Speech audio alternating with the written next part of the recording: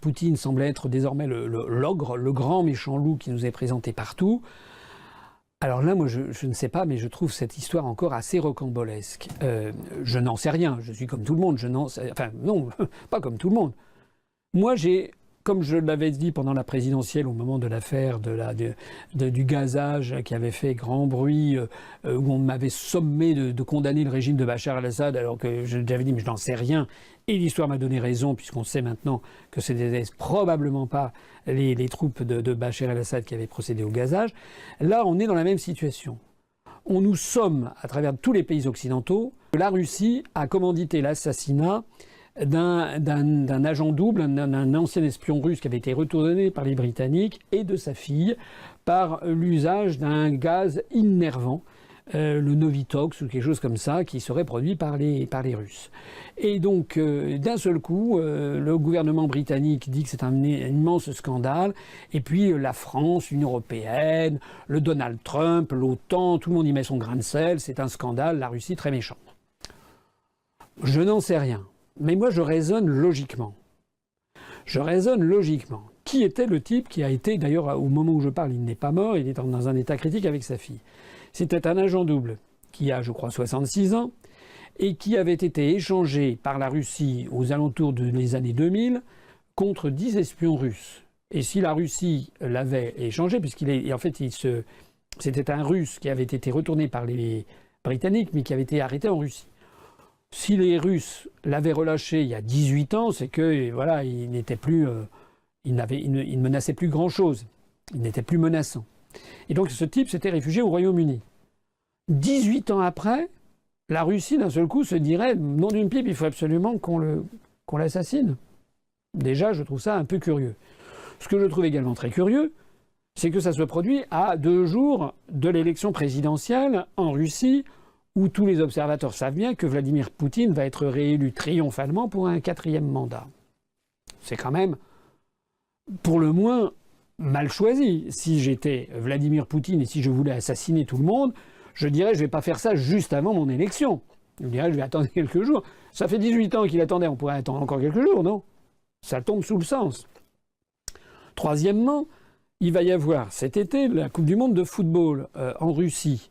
Et donc, je me dirais, ça va faire mauvais genre. Il risque d'y avoir des campagnes de boycott, ce qui d'ailleurs vient d'avoir lieu, puisque le gouvernement de Mme Theresa May a pris des mesures de rétorsion en disant c'est la Russie. Et donc, ils ont expulsé 23 diplomates russes censés appartenir au service de renseignement, ce qui est probable. Et Mme Theresa May a dit, mais de toute façon, ni le membre du gouvernement, ni les membres de la famille royale, Kate Middleton, ça sera à Bézef, elle ne pourra pas aller en Russie.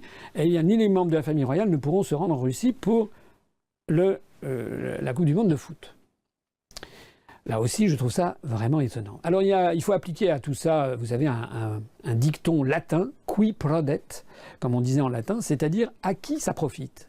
À qui profite le crime? J'ai beau tourner et retourner cette affaire dans tous les sens, je ne comprends en aucun cas quel pourrait être l'intérêt de la Russie d'avoir commandité un truc pareil à ce moment-là. C'était le pire moment, et en plus pour quelqu'un qui vivait depuis 18 ans en Russie, en Grande-Bretagne, et qui ne représentait plus aucun risque pour la Russie. Je ne comprends pas. J'ai vu une vague explication comme quoi ça serait en fait un billard à 4 bandes, ça serait en fait, il aurait assassiné ce type pour envoyer un message par rapport à un type qui serait en possession d'éléments prouvant que Donald Trump a été élu par Vladimir Poutine. On retombe sur notre militant d'En Marche de Saint-Gaudens, Haute-Garonne. C'est dingue. C'est complètement dingue. Alors la cerise sur le gâteau de cette affaire, c'est que j'ai vu les médias qui se sont précipités sur un monsieur d'un âge vénérable, qui a, je crois, 85 ou 86 ans, et qui est un russe, qui est l'inventeur de ce gaz innervant qui, paraît-il, est 5 à 6 fois plus violent que le VX qui avait servi à assassiner le demi-frère de Kim Jong-un à l'aéroport de Kuala Lumpur il y a quelques mois. Et donc ce monsieur, cet inventeur russe de ce gaz innervant, figurez-vous qu'il vit aux États-Unis depuis une vingtaine d'années. Et qu'il a expliqué que seuls les Russes savaient fabriquer ce gaz que lui-même a inventé. Ben, on nous prend pour quoi? On nous prend pour des billes. L'inventeur de ce gaz, donc celui qui a inventé le gaz, qui connaît la formule par cœur, Il vit aux États-Unis depuis 20 ans et il explique que seuls les Russes savent le fabriquer. C'est-à-dire que les États-Unis, non, les Américains, quand ils lui ont donné la carte verte ou le passeport américain, ils se sont jamais dit tiens, au fait, vous pourriez peut-être nous donner la recette. Hein, c'est peut-être un peu moins secret que la recette du Kentucky Fried Chicken ou du Coca. Vous pourriez peut-être nous donner. Non, on nous prend pour des billes.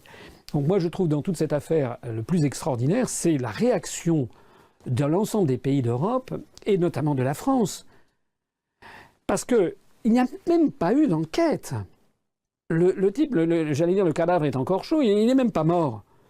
Le type n'est même pas mort que tout de suite, on prend des mesures de rétorsion et vous avez, comment dirais-je, Macronet là, à l'Élysée là, qui nous dit tout ça, tout le monde le doigt sur la couture du pantalon, c'est Poutine, c'est Poutine, c'est Poutine, c'est Poutine.